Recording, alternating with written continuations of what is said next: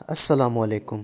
اگر آپ نے ابھی تک ہمارے چینل کو سبسکرائب نہیں کیا ہے تو ہمارے چینل کو سبسکرائب کریں اور ساتھ میں بیل آئیکن کو پریس کریں۔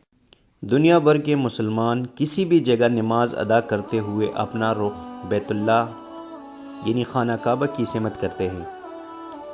معتمرین اور حجاج عمرے اور حج کے مناسک کی ادائیگی کے دوران خانہ کعبہ کے گرد گھڑی کی سوئیوں کے مخالف رخ 7 چکر لگاتے ہیں۔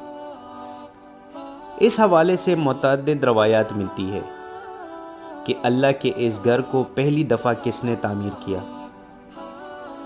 قرآن کریم خلیل اللہ حضرت ابراہیم علیہ السلام اور ان کے بیٹے حضرت اسماعیل علیہ السلام کے بارے میں تصدیق کرتا ہے کہ ان باپ بیٹے نے اللہ کے حکم کو پورا کرتے خانہ کعبہ کی دیواریں تعمیر کی۔ آج خانہ کعبہ کی اونچائی 15 میٹر ہے، تاہم اس کی چوڑائی ہر سمت مختلف ہے۔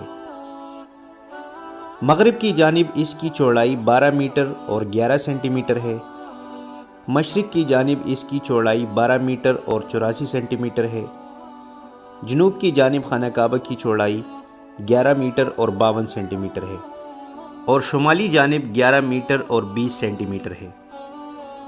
خانہ کعبہ کی موجودہ شکل بھی وہ نہیں ہے جس شکل میں یہ حضرت ابراہیم علیہ السلام کے ہاتھوں تعمیر ہوا تھا۔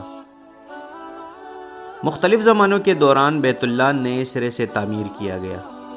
ان میں درج ذیل مواقع سامنے آتے ہیں۔ اسلام سے قبل کے زمانے میں قریش نے خانہ کعبہ کی تعمیر نو کی۔ ایک صحابی رسول حضرت عبداللہ بن زبیر کے ہاتھوں اس کی تعمیر نو ہوئی۔ امی خلیفہ عبداللہ بن مروان کے دور میں حجاج بن یوسف نے تعمیر کروایا۔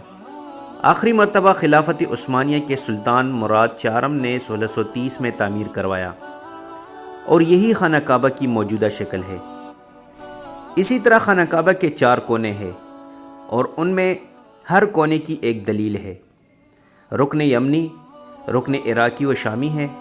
رکن حجر اسود اس کونے کو کہا جاتا ہے جس میں جنت کا ایک مبارک پتھر نصب ہے۔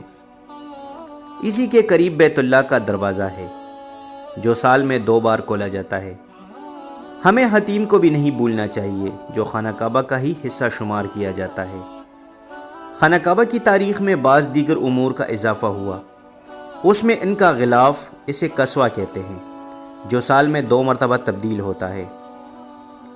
خانہ کعبہ کے دروازے کو ماضی میں طویل عرصے تک کسی منظم ترتیب کے بغیر کھولا جاتا، لیکن شدید بھیڑ کی وجہ سے اب ایسا نہیں ہوتا اور صرف سال میں 2 بار اس کو کھولا جاتا ہے۔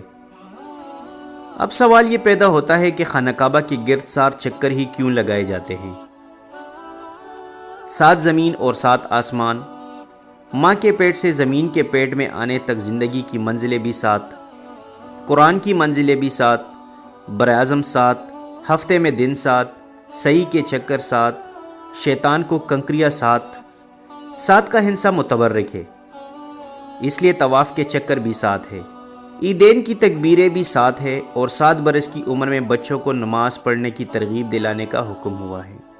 روایت ہے کہ رسول صلی اللہ علیہ وسلم نے اپنے مرض میں 7 مشکیزہ پانی سے غسل کرانے کا حکم فرمایا۔